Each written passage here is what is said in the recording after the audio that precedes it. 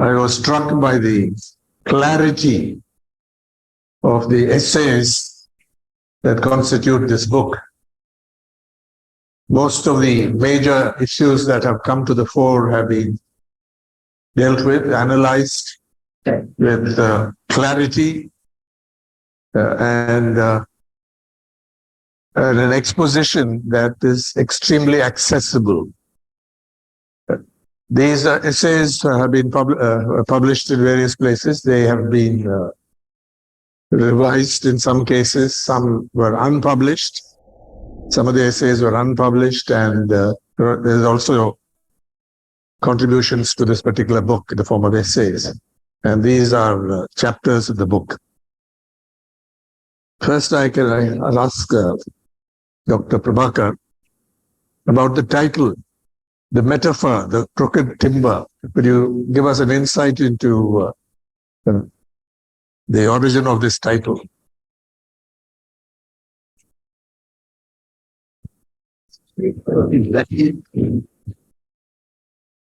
Yeah, you don't need this, I think.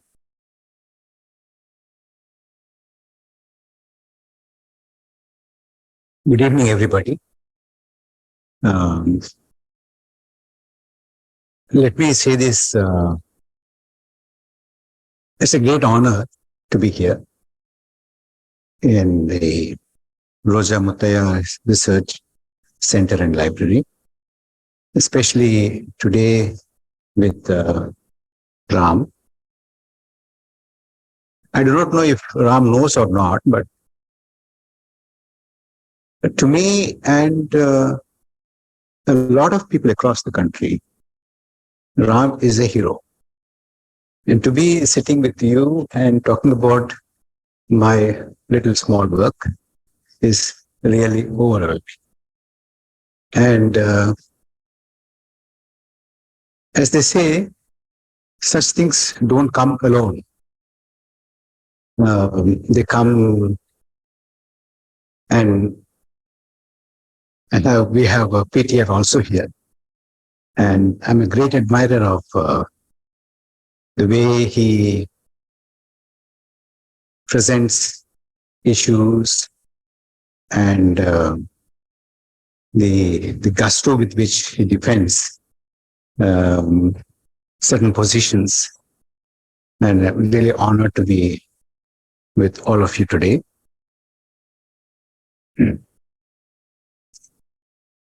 Ram, I have stolen this phrase, the crooked timber, from Immanuel Kant, whom I've been reading him for quite a while, and this particular thing has stayed in my mind for a long time. He says, from the crooked timber of humanity, nothing straight could ever be made. That's his usage. I thought that the kind of crooked timber that we see today in New India, nothing straight can ever be made. And I didn't go to the extent, but a friend of mine suggested, would you suggest that it should be hived off? Yes, it should be hived off. There is no alternative to this. You can't really straighten this crooked timber. And when I suggested this title to my publisher was a little concerned, in the sense he was doubtful whether this would really be understood by the general reading public, and they might mistake it for a book on timber trade, But I stuck to my guns. I said no, it would, because it's very plain, it's straight. And when they see crooked timber and New India, they would automatically, people connect to this. I must say, Ram, at this stage, when you see a movie, when you read a novel, the writer invariably tells us that, look, the characters are fictitious. Any resemblance to Yes. The real life characters are certainly coincident. Now, when I said the crooked timber of New India, some people got agitated. But it's coincidental. I did not mean it that way. But if somebody wants to really own up the crookedness and try to become defensive about it, I can't really help. This story about what your publisher said reminds me of what the writer R.K. Narayan once told us about the title of his novel, The Financial Expert. He said a sort of glorified moneylender who had never read a book in his life bought 100 copies and sent it. He had a firm and sent each copy to various people in his firm. Because he had become quite big by that time, and then realized that there was no expertise was involved. But whether it really happened or Narayan made it up, because he's that kind of writer, I can't say. But it reminded me of that. But coming to the organization of this book, I said that it has great clarity. So my first thought was, why was it not written in terms of just chapters rather than a collection of essays? Because it lends itself beautifully to that organization. You've dealt with various key issues that have come to the fore. They're capable of being organized into this. But I guess the answer was there is a certain integrity and a certain voice that belongs to the period in which you wrote these, namely between early 2020 and late 2022, right? So it stands out. That's the answer, and many were adopted or written for your video blog, Midweek Matters. Prabhakar is a well-known public intellectual, apart from being a scholar, an academic, because he takes his ideas across on different platforms. The common theme, the running theme here, running through these essays, as you say in the introduction, is that India's inexorable drift towards becoming a republic with highly compromised, secular, liberal, plural, democratic credentials. Highly compromised. How compromised are we? At what stage of compromise or erosion of these credentials? I'll give you a real life situation.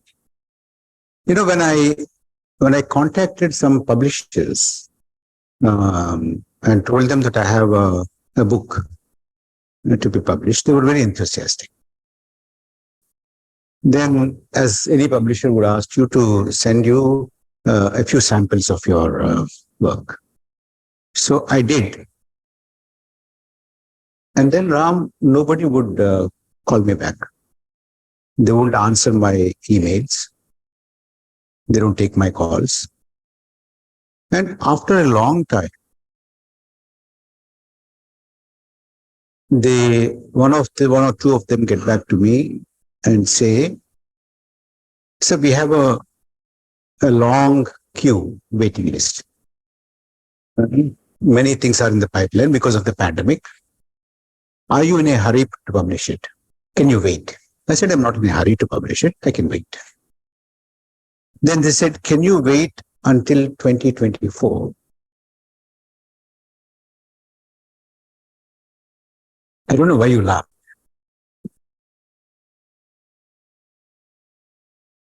I said, "I'm not in a hurry, but then I can't wait until 2024. Then I said, I was a little, wanted to be a bit more compromising and said, are you telling me that you're going to publish it in 2024? And they said, "No, we are not committing now, but we will consider in 2024.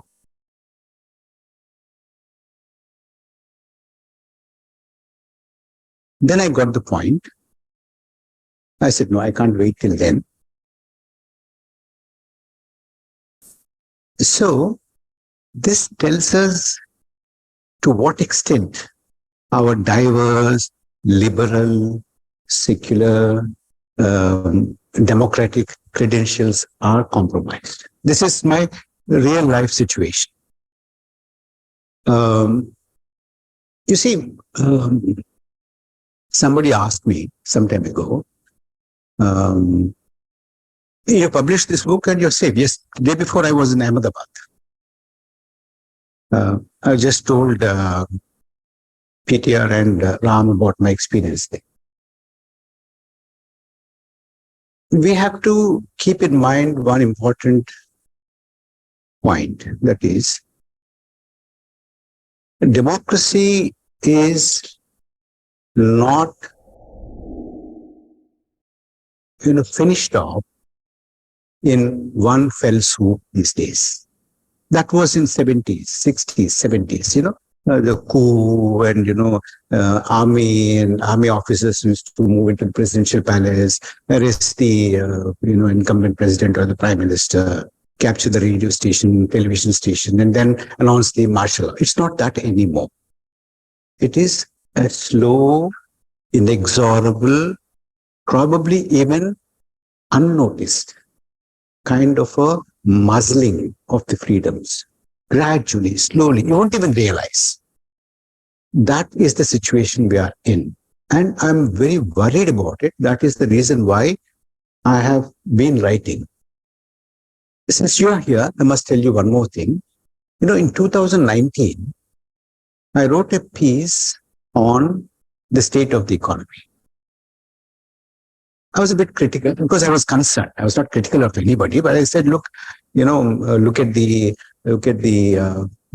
credit offtake, look at the rural distress, look at the falling growth rate, look at the unemployment, look at the inflation, price, etc., etc. And then I sent it to a very prominent newspaper. It's supposed to be a very courageous newspaper. I don't want to name that newspaper. But they sat on it. In 2019, they won't publish it, but they won't tell me that they're not going to publish it.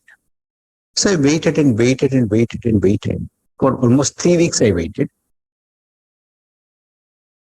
And then understood that they were not going to publish it for whatever reason. So I sent it to the Hindu and it was published.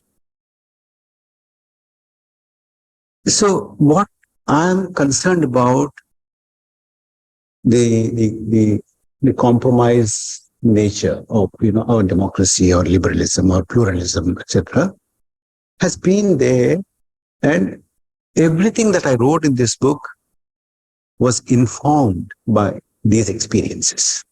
It's not as free as we all would like to think it is. It is not as free as we are told that it is, it's no more. In characterizing this process, which started a long time ago, but gained momentum in the 1990s, you have written on this with great clarity, the different stages. When do you think did the process become irreversible? We are talking here about the process which gained momentum, what you call irreversible momentum, since the BJP, led by Narendra Modi and Amit Shah, came to power in 2014. But much of the groundwork had been laid in the 1990s, and perhaps starting even in the late 80s, with the Ram Janmabhoomi agitation, the propaganda about conversions, the threat to the Hindu Samaj from within, and to some extent even the question of, quote, infiltration mainly from Bangladesh, of what they meant. In Assam, it was any Bengali, Muslim or Hindu, but to the BJP, and company, it was Muslims who came from there. So,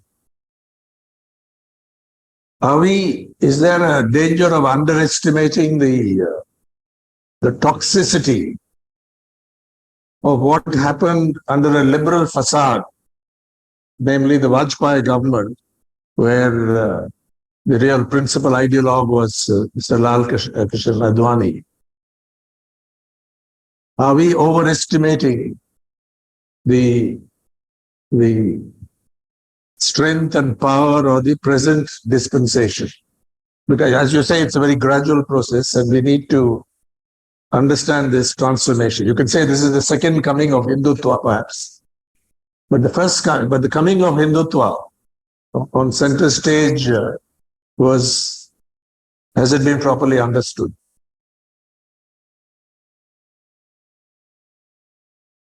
This is a very troubling question.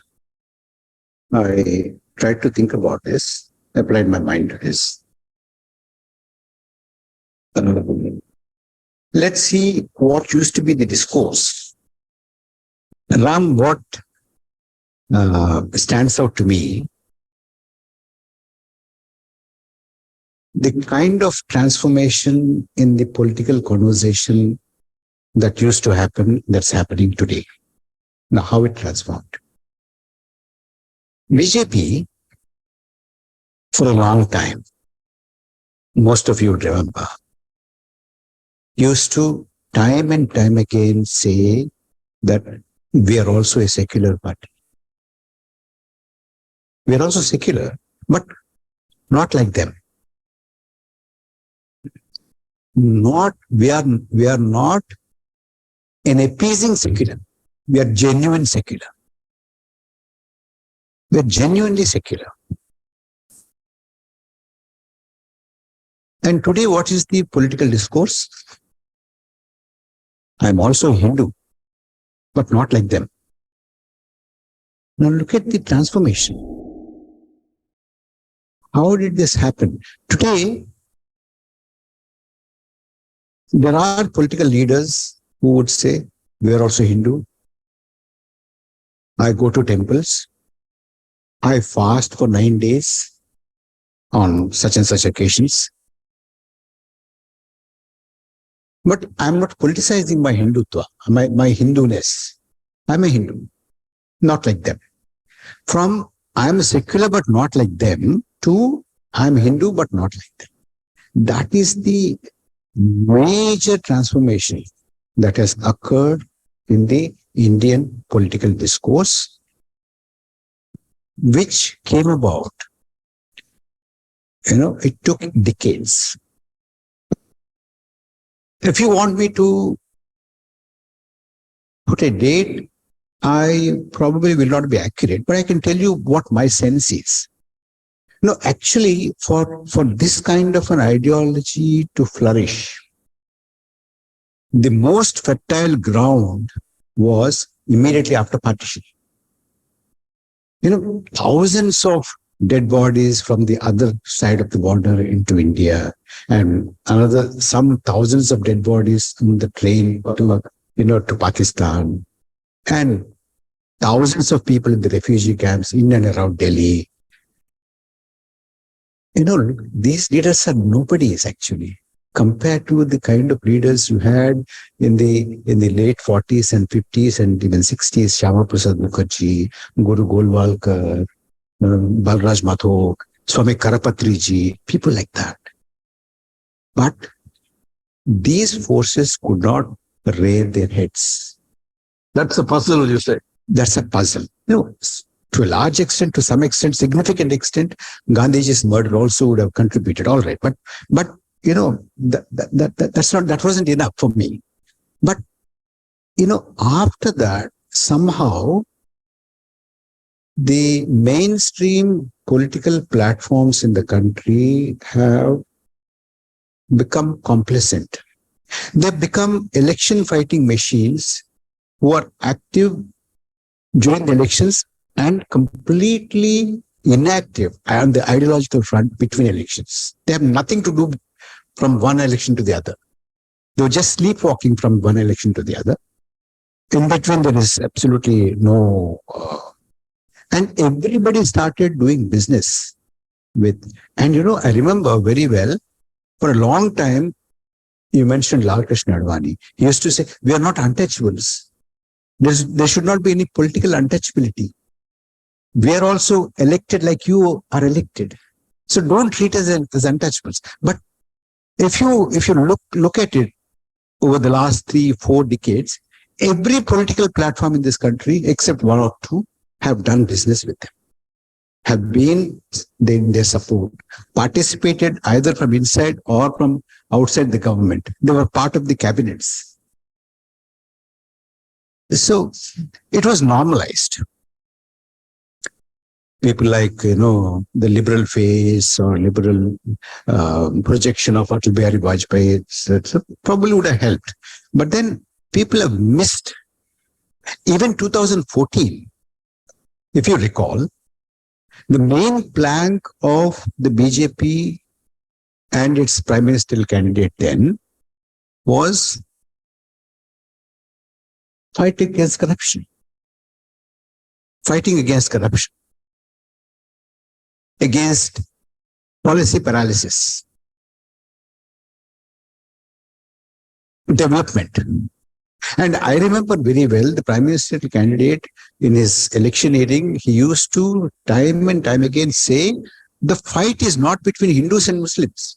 But the fight is between Hindus and the Muslims on the one side and poverty and unemployment on the other side. That's the fight. So they smuggled themselves into the government, into the power, using not what they're implementing today, but something else, development, corruption, etc., etc. And then once, the purpose is served, all these little things were, thrown out. As I mentioned, the actual payload is Hindutva. All the other things are, they were jettisoned, as it is going up. Each one, corruption is gone, unemployment is gone, creation of employment is gone, everything else is gone, but something else, what they had in mind stays. That is put into the orbit today in the Indian political situation. You make it very clear that the Modi Shah BJP works with two advantages. And I quote, one, a knock-kneed opposition. Two, the coming to fruition of decade-long grunt work put in by the Hindu supremacist RSS and its many Parivar organizations, which have never really accepted our constitution.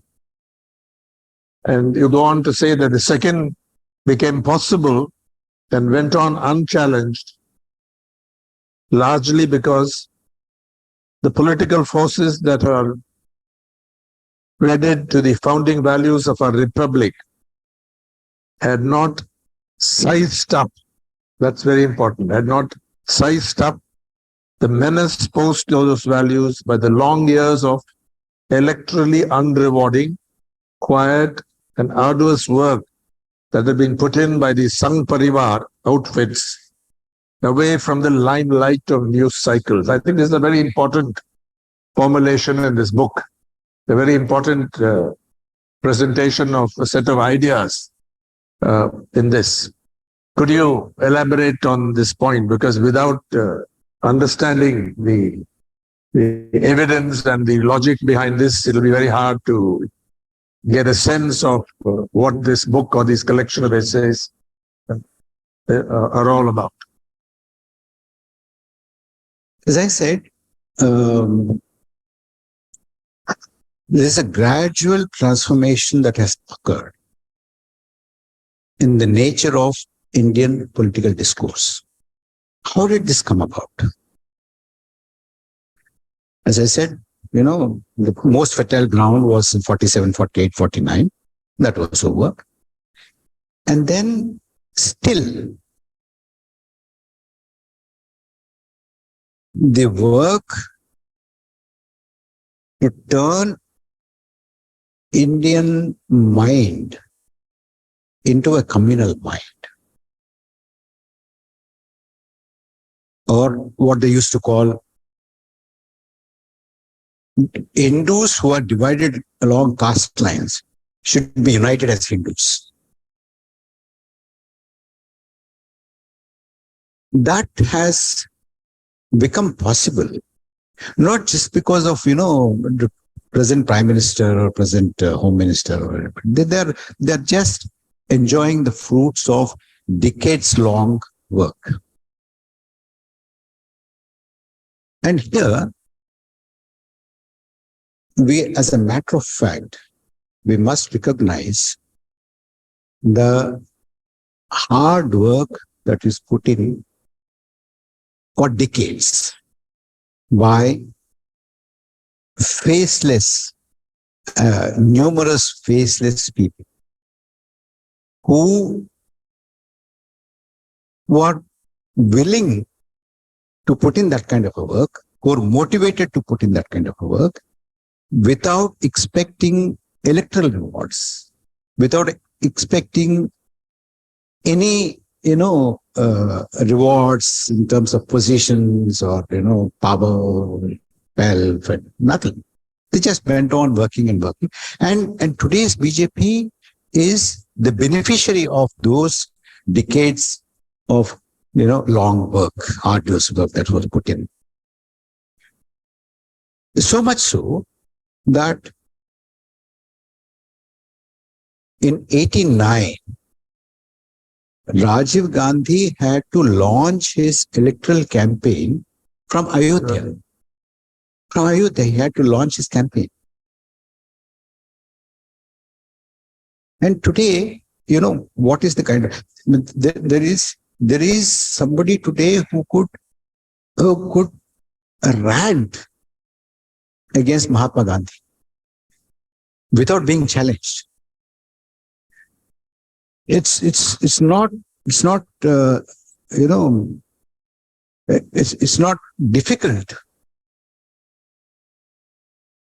to say that this land is Hindu land. It's for Hindus. It's not for everybody.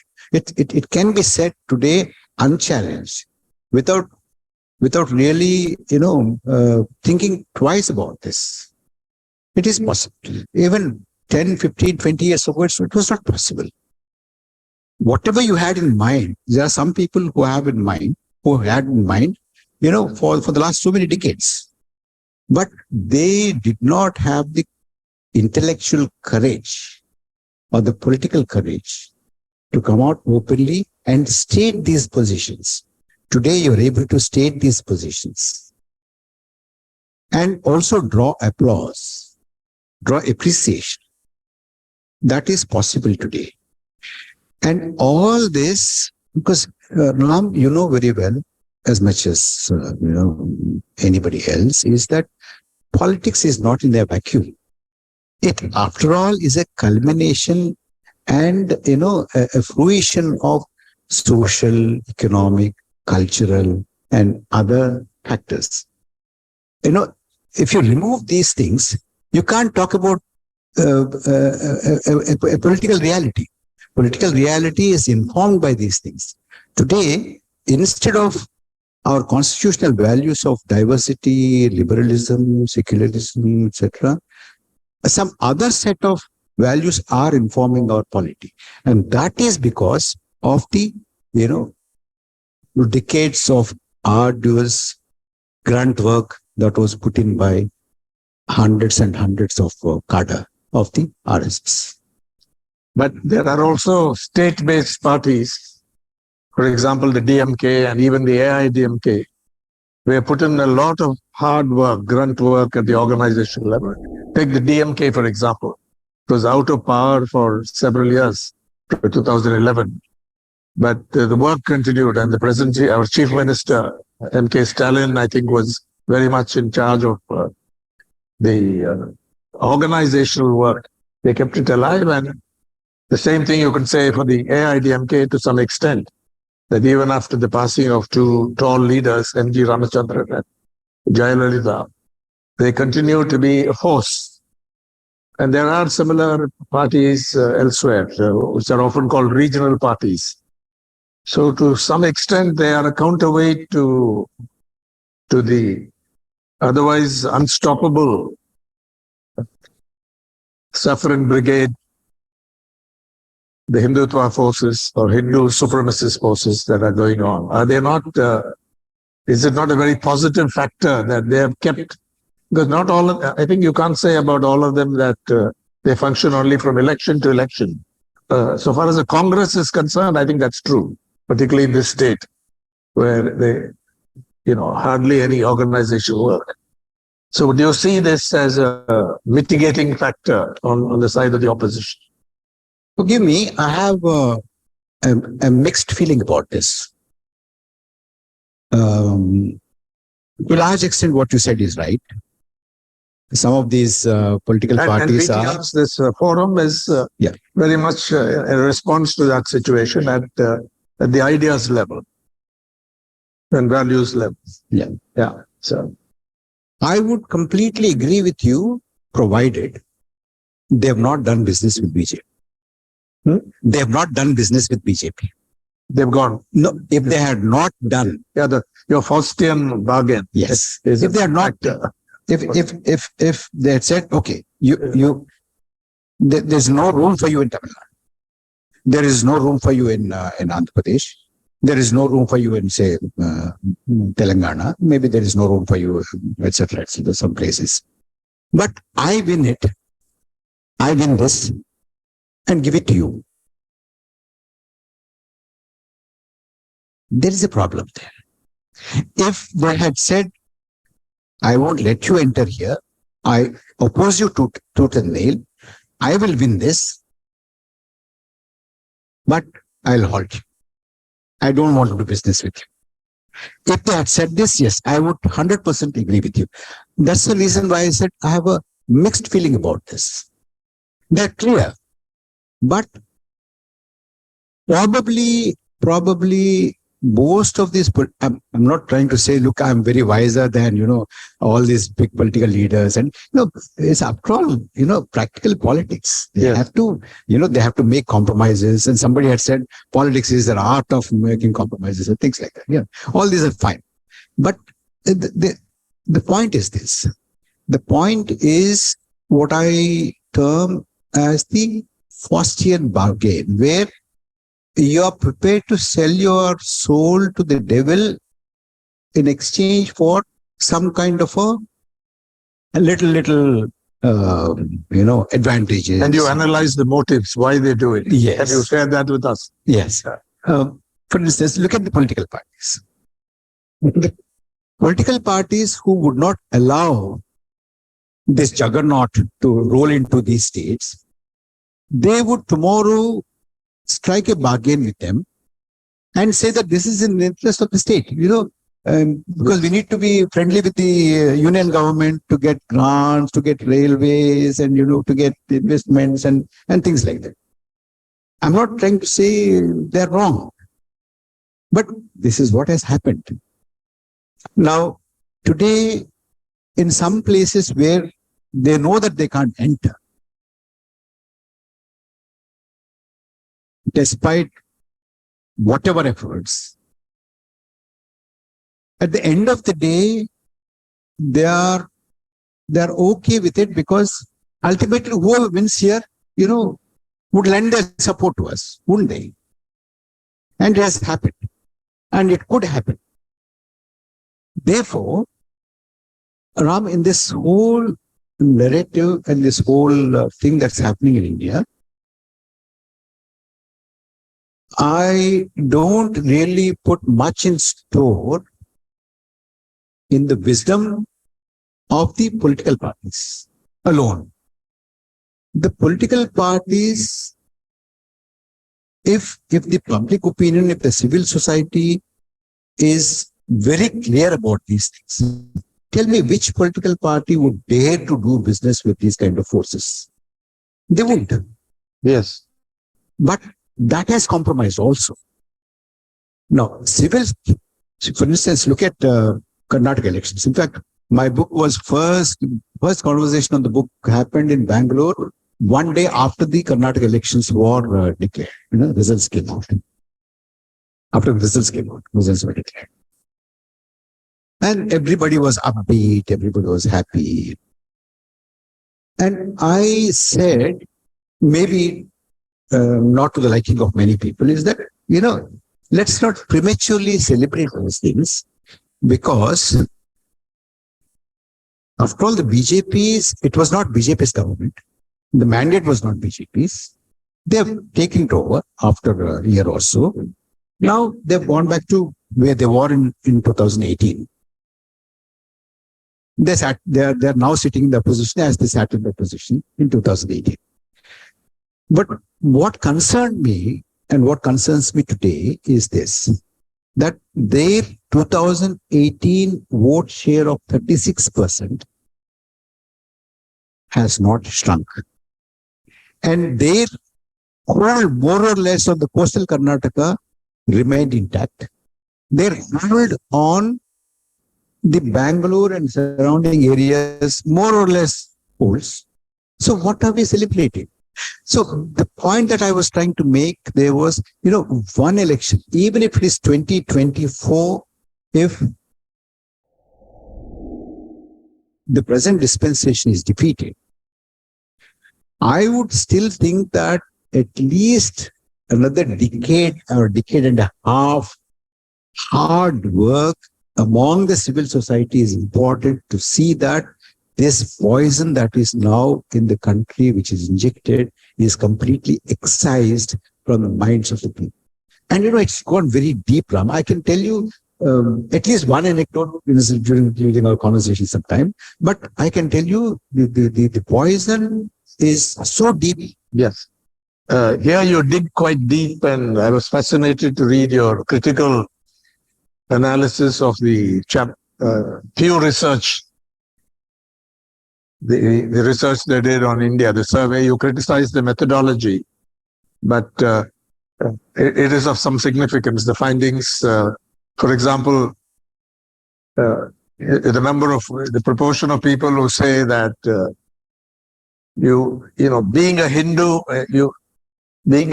is you have to be a Hindu to be a real Hindu, at least in a civilizational sense, I guess, to be a real Indian.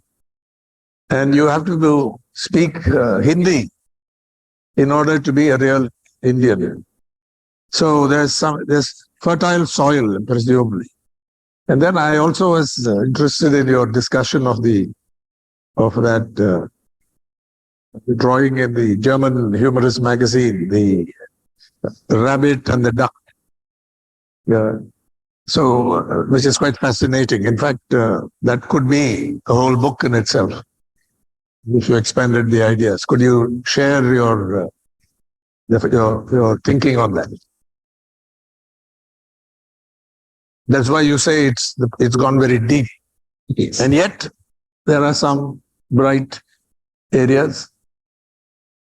Ram, can you imagine that with this kind of a price rise, with this kind of inflation, and with this kind of unemployment, especially youth unemployment, youth unemployment, I do not know how many of you are familiar with the data. I don't want to, I think that's very important. A lot of data. I want to, make this evening as prosaic as possible, not too much. But the book is solidly backed by data, or what is used. Yeah. Our youth unemployment is 23%. PTR is here. Can you hear? You're able to hear? No? You have to speak up, I think. There is this. How is it now? Okay. Yeah. The youth unemployment today is 23%. Roughly 28.9, 22.9, no, 23, roughly 23. Data source? Data from... So data source, this is very important. Yeah. Data source, Government of India has no data. the Prime Minister has some data. The Prime Minister knows how many times he was abused. Precisely. But not 90 times, not 85 times, not 92 times, 91 times. Precise data the Prime Minister has on how many times he was abused. But if you ask the government how many migrant labor died, how many COVID deaths happened in India, what is the state of affairs in terms of oxygen supply, what is unemployment, what is the labor participation ratio, labor force participation ratio. They don't have data. And I'm not saying this just like that because I didn't find it. The government ministers say this in the Houses of Parliament that they don't have data. So you have to now necessarily go to sources like the Center for Monitoring Indian Economy, CMIE, or the other sources that we have. Or sometimes, normally the international organizations put out data which are collected from the governments, respective governments, because they don't themselves go out into the field and collect the data. So whatever the government of India gives them, they formulate their conclusions, their observations on the basis of that, and they give it. But sometimes we also have, especially when it comes to growth rate, unemployment, poverty, and all that kind of a thing, they sometimes do their independent studies. One such independent study by the IMF, World Bank, etc., they give you youth unemployment. Youth unemployment, we are in the company of Ram, you're surprised. We are in the company of Lebanon, Syria, Iran. We are in the company of illustrious company of these people, these countries. Bangladesh has 12% youth unemployment, half of what we have, slightly around half of what we have. All the demographic dividend, the so-called demographic dividend, is squandered.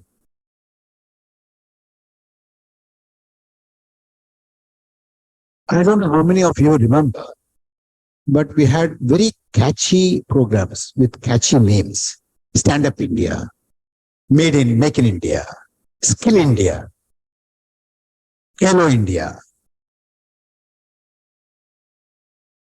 doubling the farm income, and all that. Because I don't have much to do, I go into the ministry's websites and their annual reports.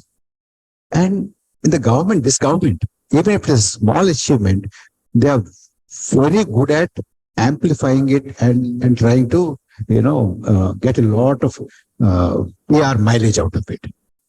Now, today, I tell you, please go home and have a look at, about skill development, about doubling of farm income, about Hello India, about Make in India. Not a single word in those respective ministries' annual reports also. They don't talk about it. They are meant for, 1 or 2 days of headline management. After that, all the programs, the catchy phrases, etc., they fall off the wayside. They're not bothered. Nobody is bothered about them. So demographic dividend is squandered. There's a massive youth unemployment, and there's a massive skill gap. I'm not talking about the skills of those people who are not employed. Even those who are employed, that's the reason why I say, Ram, if you've noticed, I say India is unemployed and the India's unemployable. Because, you see, our skilling of our workforce is 5%. Let's not compare with, Japan or South Korea, who are somewhere around 85%. Even among peers. Among the labor force. Yes. Yeah. It's 5% is what? It's miserable. We don't train our people. And if we make in India, we have to consume it. Nobody else would bother to, lift it. That's the problem. It gives pain that that's such a huge resource. And the very smart people, intelligent people, just give them a skill. You're not giving them a skill. Instead, you're giving them a trishul in their hand. That's what we're doing. We're trying to, make them militants for a wrong cause, for a divisive cause, for othering. This kind of a thing is happening. And I don't have to, repeat this in front of this kind of audience who are very well informed that, the debt is, in the last 7 to 8 years, it's more than 100 lakh crores. And look at the kind of private investment, which used to be 30%. Now it's about 17 to 18% per year. It's somewhere around that, 19%, maximum 19%. Even if you want to be generous, it's not more than 19%. This is despite all the captains of industry openly, publicly praising the government. But if you ask them to invest, they are not willing to invest. Now, I think Dr. Jaishankar told the parliament or somewhere last couple of days that so far this year, 80,000 people have relinquished Indian citizenship. 80,000 so far. And this has been happening every year, especially since 2014, year after year, not less than a lakh and a half every year. High net worth individuals are leaving the country. They don't want to invest here. Why? They say the government is very good. Why can't they invest? And this is in spite of the government leaders repeatedly pleading with the private sector, please invest. They are not willing to invest. And this is the kind of state we have. And look at the inequalities. In 2014, Ram, there were 125 billionaires. Today, there are 145 billionaires. Are you not proud of it? Why are you laughing? From 125 billionaires, we are now 145 billionaires. You should be happy. Aren't we growing? But you're not happy. The reason why you're not happy is you look at the 85% of the population which is pushed into poverty. And a couple of days ago or last week, I think there was a flood of reports in all the newspapers that 415 million people have got out of the poverty. I'll come to that. I think that needs about 10 minutes of my time, of your time. I'll explain that to you. But this is the kind of the economy we are living in. And then, of course, we have these lynchings, we have these dog whistles, we have these economic boycott calls, we have calls for genocide, Yes. all these kind of things are. On skilling, Mr. Modi as chief minister used to often speak about it. He's told me and others, he wouldn't give press conferences, but in interactions that we are lagging behind countries like China in this. We have only about 500 odd skills. They have 10 times the number of skills. So it is not that he didn't realize the importance of it. But now the story is in your book. On economic issues, you call the present government, the Modi government, staggeringly incompetent.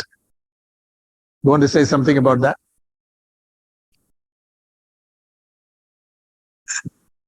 I said staggeringly incompetent. Yeah. At that time, when I said that, when I wrote that, I couldn't think of a stronger word.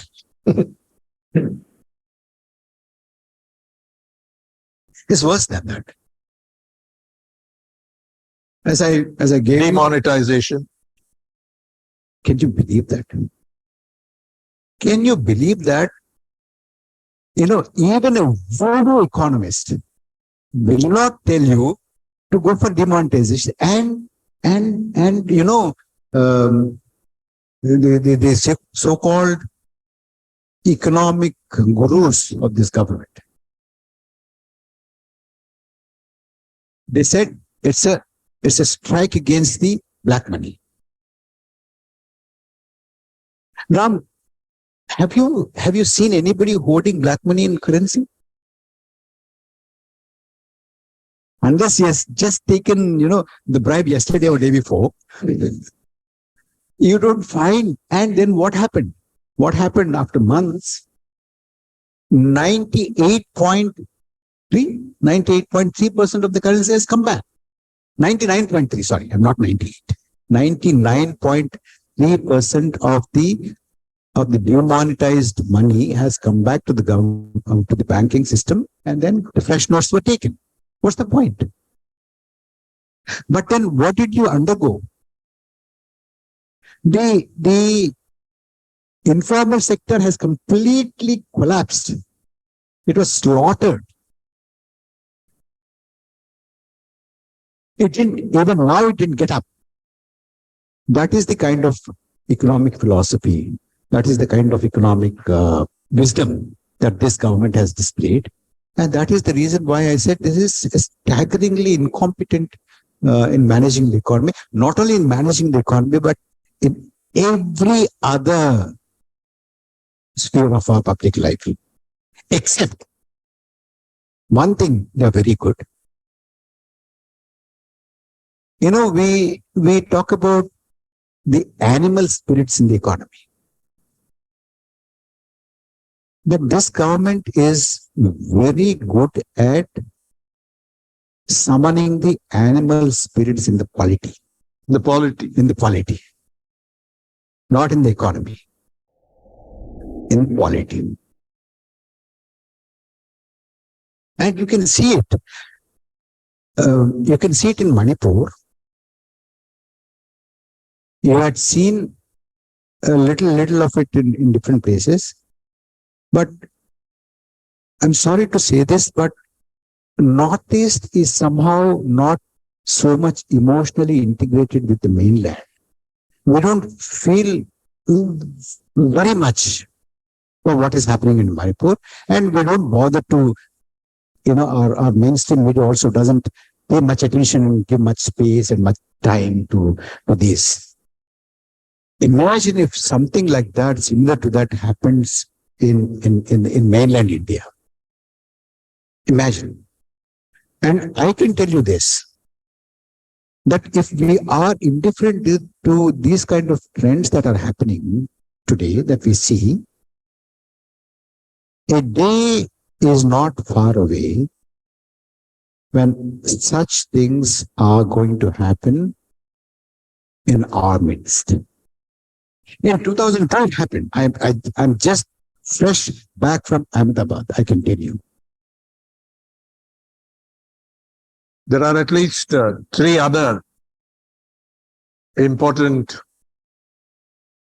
subjects being analyzed in this book. There's a fascinating long book on her pandemic experience, what it meant for India. And I think that there could be a separate book expanded, because I think it's very important. Then there is the whole, the attack on free speech, freedom of expression, other democratic rights. Also a chapter, also a special reference to the control of the internet, the attack on digital freedoms, partly through the IT Act, Intermediate Technologies, etc., Act 2021 and subsequent amendments. But before that, why don't you take your 10 minutes on inequalities, which is a very important part of the book. What the poverty data? I don't know. Most of you must have seen the recent report that 415 million people were, taken out of poverty. You've seen that. If you look at that carefully, Ram, almost all the newspapers, almost all of them, printed more or less exactly the same version, because it's a PTI dispatch. They've not even, most of them have not even bothered to edit it also. So therefore, if you read in one newspaper, all the other newspapers are identical. Number one. Number two, this is a UNDP study, supposed to be a UNDP study on multi-dimensional poverty index, which is very important. We have to understand the background of this multi-dimensional poverty index. Why did this come about? This has come about because in many countries, in many societies, somebody is earning 100 rupees today and tomorrow they would earn 150 rupees or 200 rupees, let's say. And which means that, that segment of population of those families or that individual has increased their income. And then if it is slightly above the kind of poverty line, then you say they're lifted out of poverty. But what if they can't afford schooling? What if they can't afford healthcare? What if there is no transport to go around? What if they can't consume news? What if they cannot access television? What if they can't go for a cinema? What if they can't have access to a clean drinking water? What if they can't what if they don't have sanitation facilities, etc. So there was a very strong advocacy that income poverty itself or income itself is not sufficient. Along with income, you need to have all these in order. That is why it is called multi-dimensional poverty index. You need to have this also along with income. Then it's meaningful. Then you are really out of poverty. Just by, pushing 10,000 rupees into my pocket, it doesn't make me non-poor. There are people, creative people who can take advantage of this. And we have taken advantage of this. And we means Government of India. When the formulation was income is alone not the indicator of poverty, but all these multi-dimensional things you have to take into account. What the recent report, there's a little sleight of hand here. It doesn't talk about income, if you notice carefully. It talks about road infrastructure, it talks about sanitation, it talks about electricity connection, etc. And then say between this year and this year, there's a huge amount of progress. Therefore, 415 million people have come out of poverty. Instead of saying, in addition to income, that is the spirit of the entire multidimensional poverty index. But we have taken that out because I see no way in which income of this section of people has increased. Because between 2019 and today, pre-pandemic, we have not, after pandemic, the kind of pummeling, the kind of drubbing that the Indian economy has received is staggering. We have not gone back to pre-pandemic level yet. When that is the case, I don't have to give a lot of details, but just, broadly, when we have not gone back to 2019, how is it possible that we were able to lift 415 million people out of poverty? One question. Another one, related to this, allow me to say this. We are told that we have overtaken the UK economy.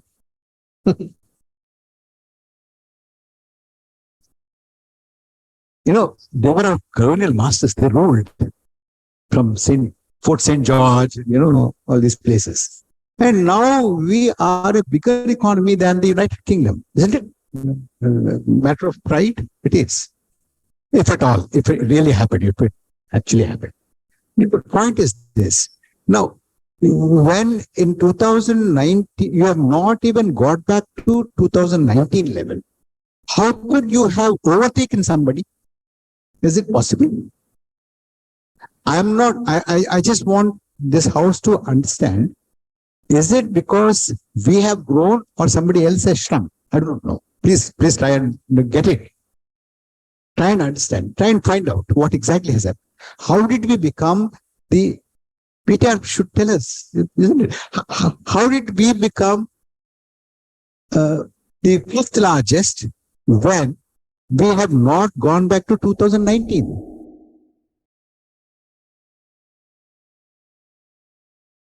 We have, how much time do we have?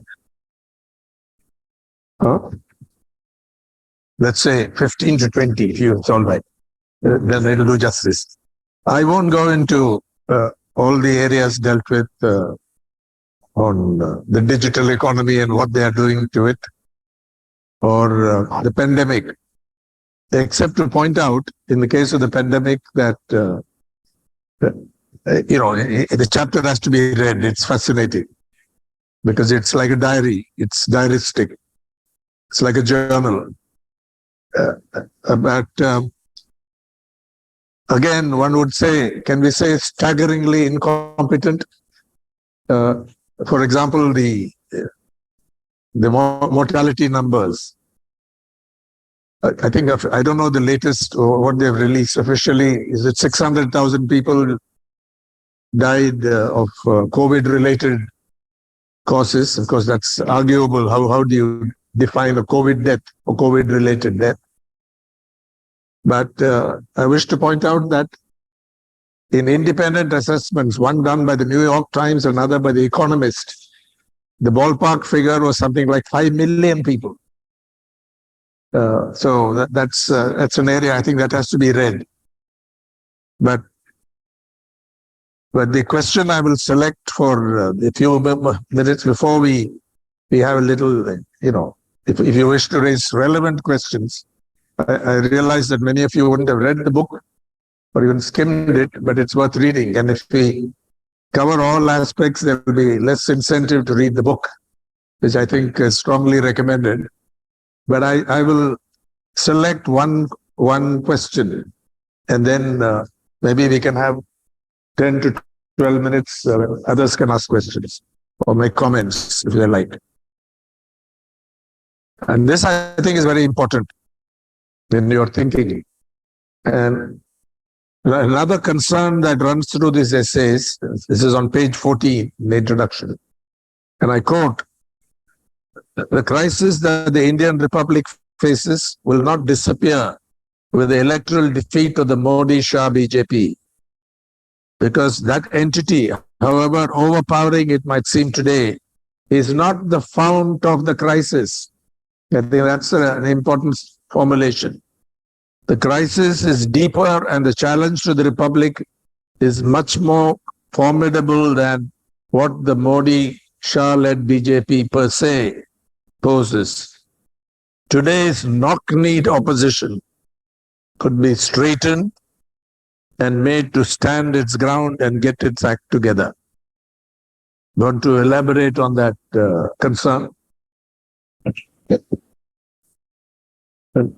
I do not want to sound pessimistic. I have a lot of reasons to be optimistic too. Great change.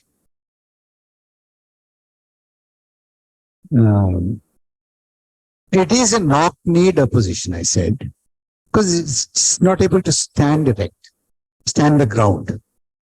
Because there are efforts, very heartening to see there are some efforts. But, you know, these opposition platforms have allowed a free run to the present juggernaut to grow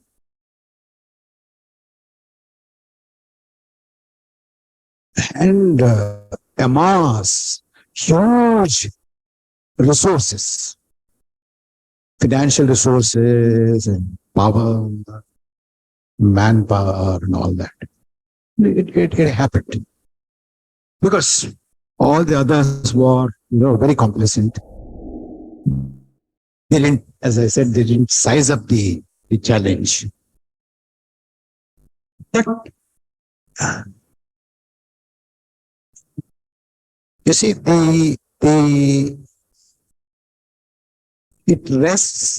power rests on just about 38% of the popular vote. Because how our republic is configured, this had given a huge number of seats, dominant position in the central legislature. That's a different thing. But 62% or 63% of the popular vote is outside this spell. Therefore, there is a hope. One. The second point I would like to make in this connection is that the challenge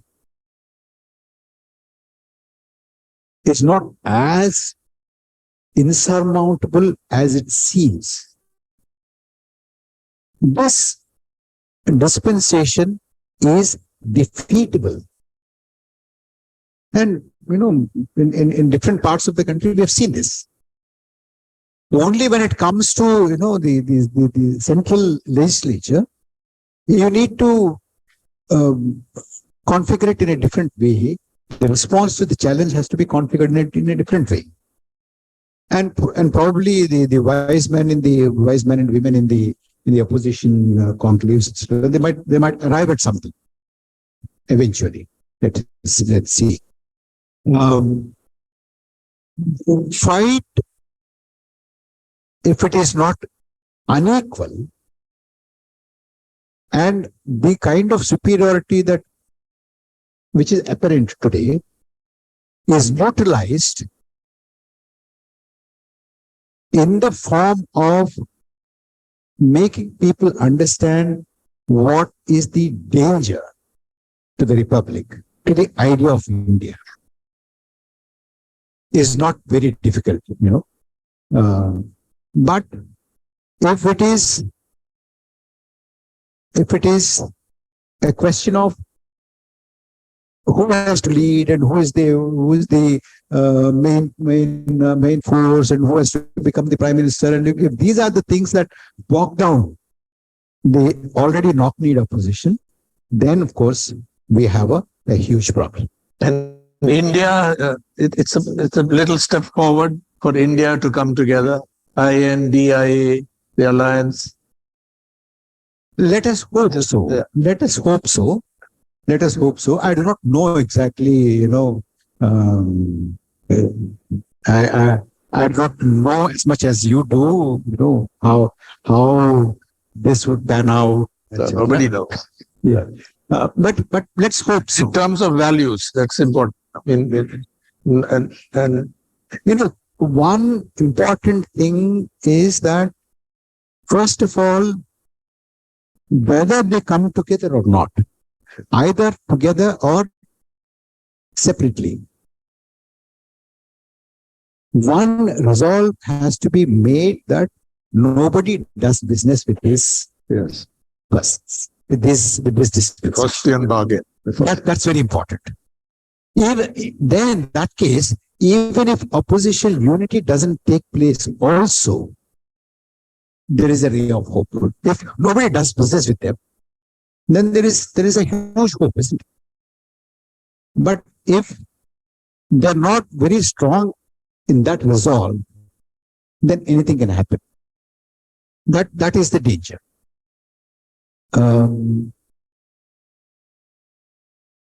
That's so. Yeah. Thank you. May I now invite? I think we have. Let's take 8 to 10 minutes. Anyone has very relevant questions, because I've given you an idea, and Prabhakar has given you an idea of what the book covers. It's not exhaustive, but it's pretty representative. Yes, please. Introduce yourself and then the question.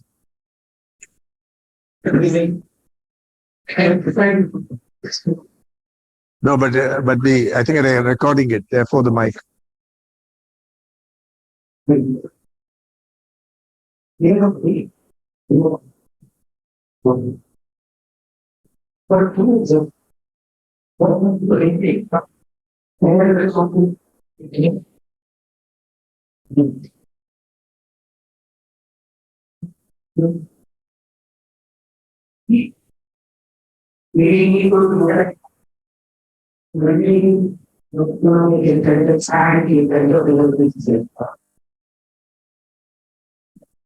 You mean the national statistical? You say your name again, please? Samir.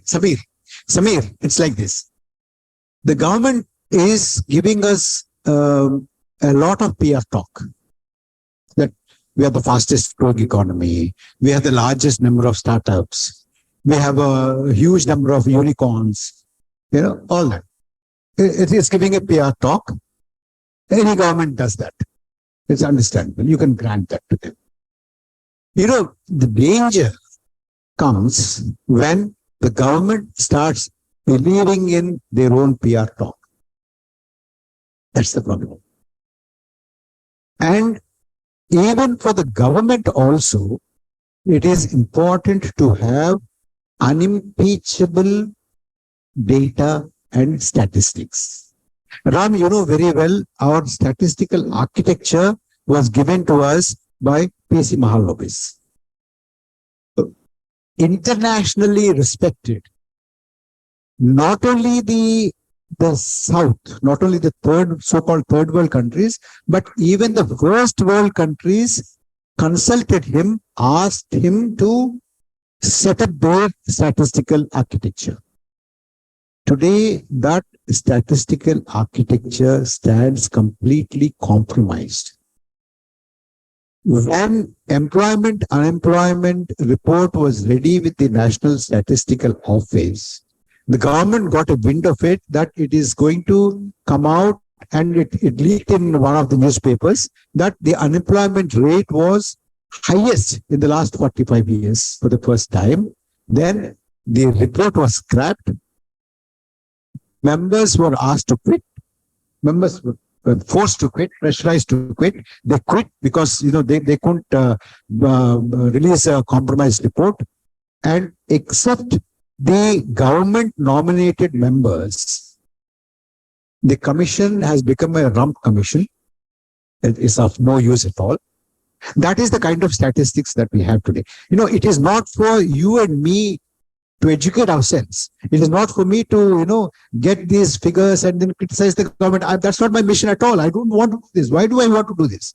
I am doing this because I want to point out, because there is no other credible source of knowing what is happening. How many people are unemployed here? How many people have no houses? Today, the government tells you. The government writes to UNDP and says, you see, today, 1 kilometer of 4-lane road used to be 1 kilometer of 4-lane road. Today, 1 kilometer of 4-lane road is 4 kilometers. Now, if this 1 kilometer of 4-lane road becomes 4 kilometers and goes to UNDP, UNDP says that, the government, India has increased its road connectivity by so much.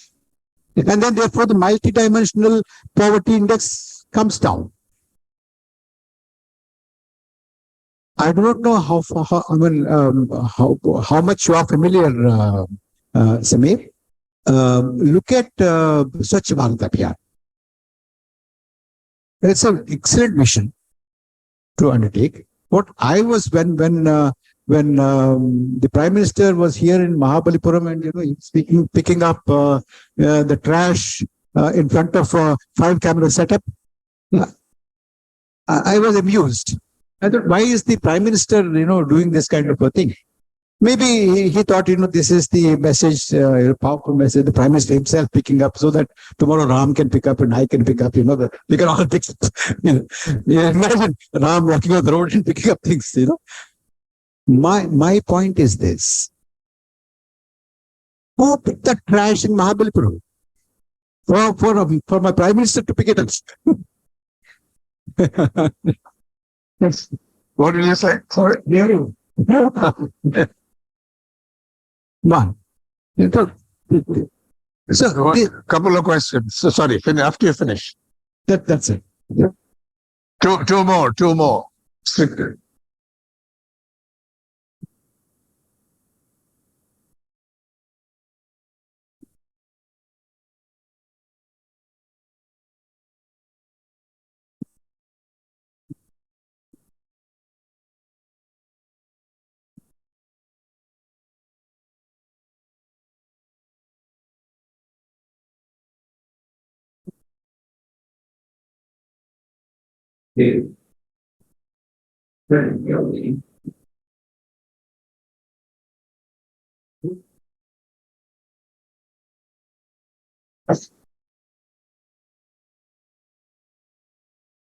That's really interesting, actually. This whole ideology of minimum government, I can't understand this. I can't understand. Sorry. What is minimum government?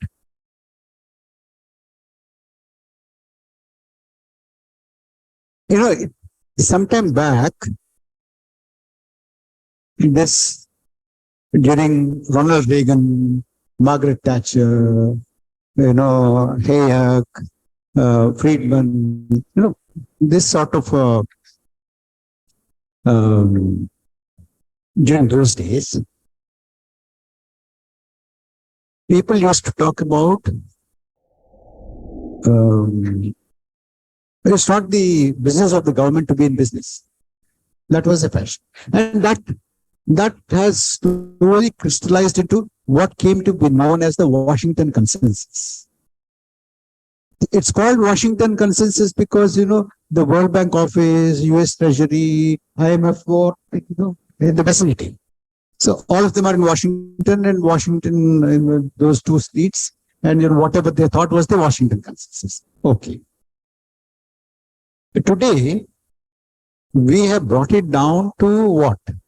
We have brought it down to selling of public sector undertakings, selling of PSUs as reform.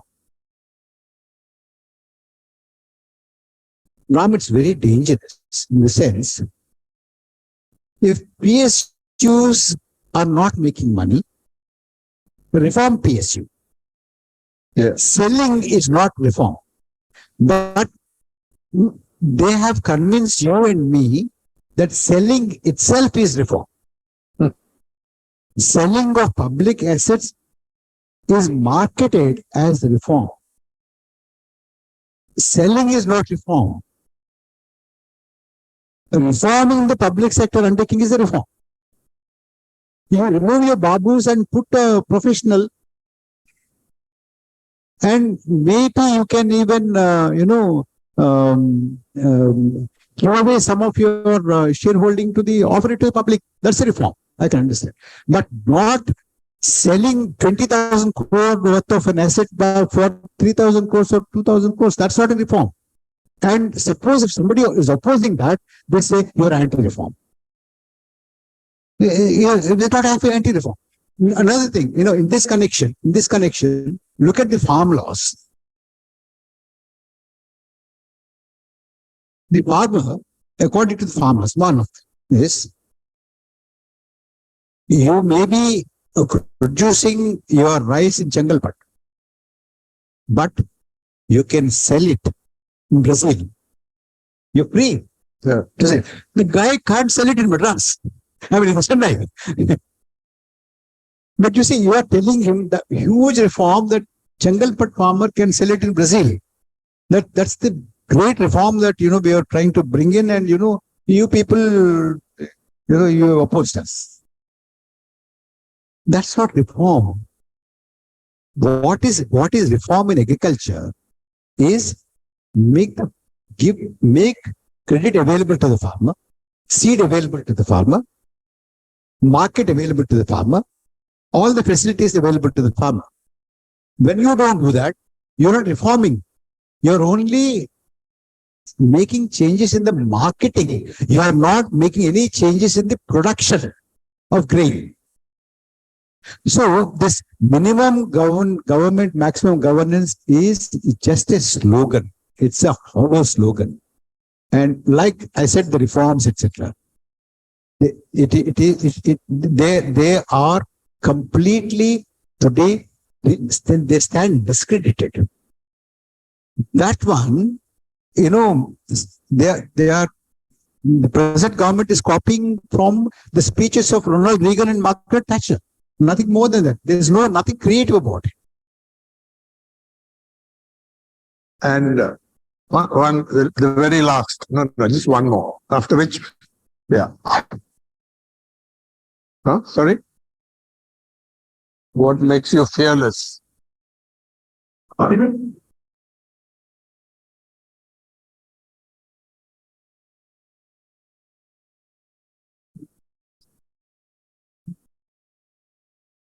This question, Ram,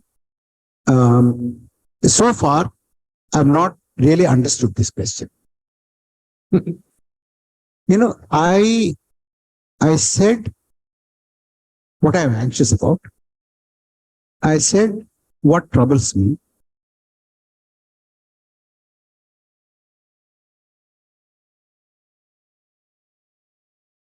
Is it something fearless, what I've done? Is it something great adventure? Is it something? No, I didn't think that way at all. There were, of course, after this came out, after I spoke in a couple of places, there were some nasty telephone calls and all that. But I'm used to it. It's okay. That's not a big deal. The point is this. You see, there are forces who would like to gaslight you. Who tell you, you're talking about all this. You're a negative person. Can't you say anything good in this whole thing? Last 40, how many years? Do you have a solution? Do you have a solution? It's very easy to... That's answered in the book. I have no solution. And I don't have to have a solution in order for me to qualify to criticize you. I'm very clear about this. And I also do not have to show you what is the alternative. Achha, if not this man, who is there? Tell me. I am not there to decide. Ram is not here to decide that. The public, Indian public will decide. Let them decide. My job is only to point out what I feel That's it. And sir, what I've done is not a bold thing. It's just a normal thing. Thinking in the firm belief that we are living in India, which had a long drawn fight for the independence, and our constitution is informed by those values which were, espoused during, almost over 100 years of our freedom movement.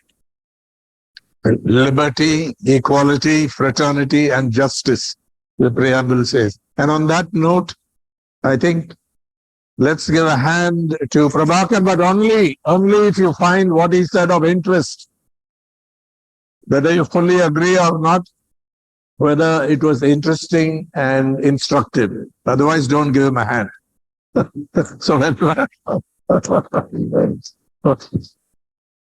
So thank you very much for staying here, for following this. You can see other aspects of the book covered in some interviews. Karan Thapa did a notable one, and Matrubhumi English, I think, has done one, and there may be others. But also you can follow his thinking on, Prabhakar's thinking on midweek matters, which is a different platform. Interesting, it's freely available, and so on. And I want to also note that Vijay Shankar, former editor of Frontline, my friend is translating it. He found the book fascinating.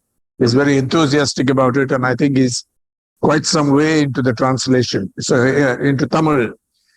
So I don't know about the publishing arrangements, but Vijay Shankar wanted to get up, everyone could see. Yeah. Oh, it's also coming out in Hindi.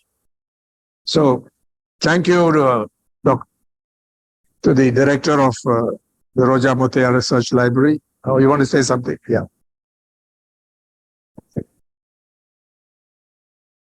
It's not on. It's. I saw the Karan Thapar interview. It was so fascinating. So we got in touch with Paneer also. Was this not good enough? Yeah, this one. No, I didn't see it before. I came to know of the book only by, this is very good. Only through that interview I came to know of the book. So we got in touch with the publisher. One Tamil publisher was ready. I started translating it.